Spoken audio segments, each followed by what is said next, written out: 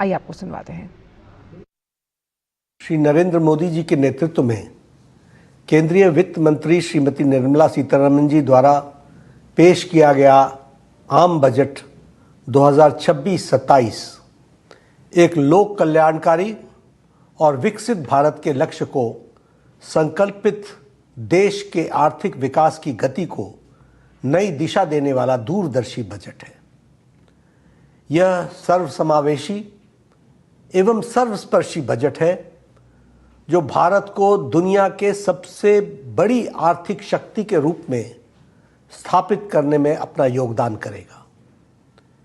यह देश की युवा शक्ति का बजट है। मैं आदरणीय प्रधानमंत्री श्री नरेंद्र मोदी जी, वित्त मंत्री श्रीमती निर्मला सीतारमण जी एवं उनकी पूरी टीम को बहुत बहुत बधाई देता हूं और उनका हार्दिक अभिनंदन करता हूं।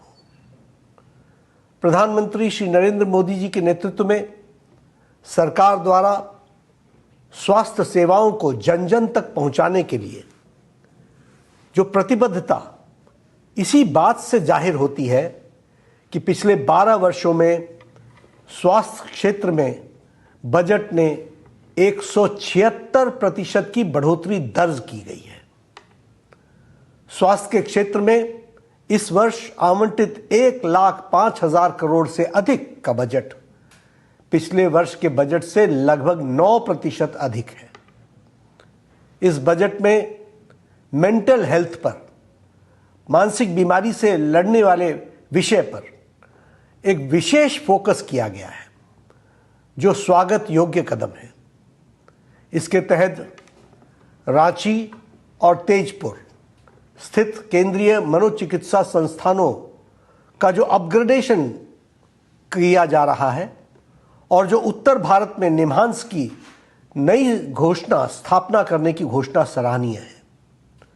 जामनगर में World Health Organization traditional medicine centre की स्थापना हर भारतवासी के लिए एक गौरव की बात है। स्वास्थ्य बजट में वृद्धि के साथ साथ देश के हेल्थ सेक्टर को मजबूती देने के लिए रिसर्च और डेवलपमेंट पर विशेष फोकस्ड आम बजट हार्दिक स्वागत करता हूं और आदरणीय प्रधानमंत्री जी का हार्दिक अभिनंदन करता हूं।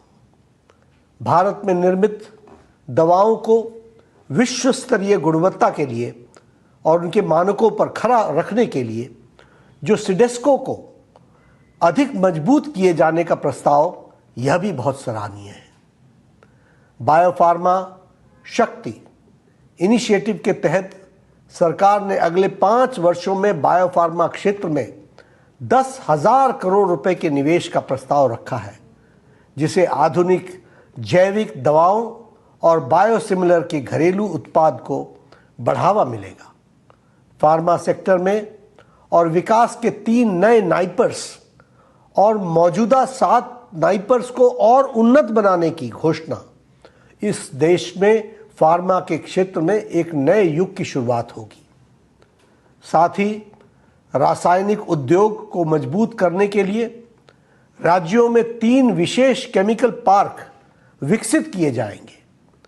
बदलती जीवन शैली की वजह से बढ़ते गैर संचारी रोगों, नॉन कम्युनिकेबल डिजीज को निपटने के लिए एलाइड हेल्थ केयर इंस्टीट्यूट्स को और अधिक सबल बनाने का जो प्रस्ताव है और अगले 5 वर्ष में 1 लाख प्रोफेशनल्स इस क्षेत्र में तैयार होंगे। इससे युवाओं को रोजगार मिलेगा और स्वास्थ्य सेवाओं की गुणवत्ता बेहतर होगी। देश के हर जिला अस्पताल में ट्रॉमा और इमरजेंसी सेंटर स्थापित किए जाने की प्रस्ताव से आम जनता को तत्काल चिकित्सा सुविधा सुलभ उपलब्ध होगी।